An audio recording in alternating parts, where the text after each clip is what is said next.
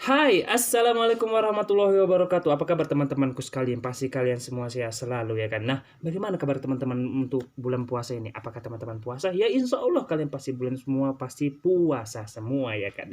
Nah, gue sih sudah lama nggak buat materi-materi seperti ini ya kan? Karena kebanyakan sibukan seperti yang kemarin. Gue lebih sibuk untuk ngurus anak ya kan? Nah, kali ini gue mau buat tema gitu kan. Temanya itu tentang pemuda ya kan? Nah, tetapi sebelum itu jangan lupa subscribe channel saya. Untuk membangun channel ini susah dan sulit dan perlu dukungan teman-temanku sekalian. Caranya gampang. Cukup subscribe channel YouTube saya yang ada di pojok sini, like and share. Dan jika ada masukan, Anda cukup komentar di kolom komentar. Nanti kita bahas. Oke, men? Nah, kali ini kita akan membahas dulu apa sih itu pemuda, Bang?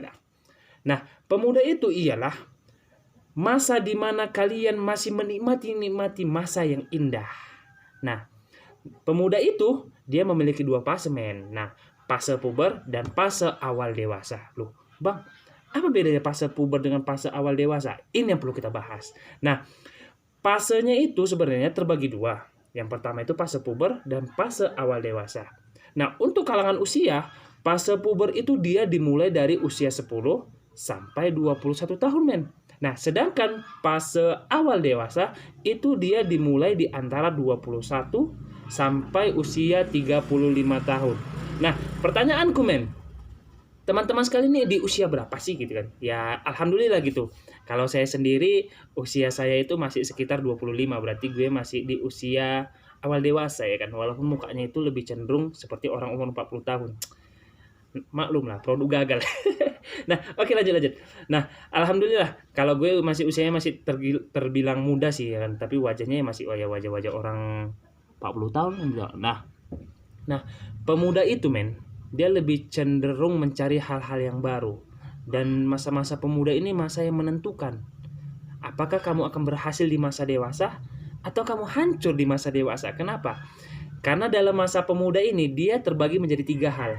Yang pertama itu fase untuk mencari jati diri. Fase untuk mencari jati diri. Lah, lidah gini. Nah, yang kedua, fase mencari cinta sejati. Nah, yang terakhir, fase untuk mencari pekerjaan yang inovasi. Jadi, dari tiga ini semuanya berkaitan sebenarnya. Kenapa? Fase mencari jati diri di mana lo harus mengetahui diri lo di masa muda. Lo itu diciptakan untuk siapa? Lo itu bekerja untuk siapa? Dan lo hidup itu untuk siapa? Itu namanya mencari jati diri. Nah, kalau fase mencari cinta sejati, ya ini fase-fase tentang perasaan gitu ya. Nah, fase-fase perasaan lo suka sama sejenis, astagfirullahaladzim.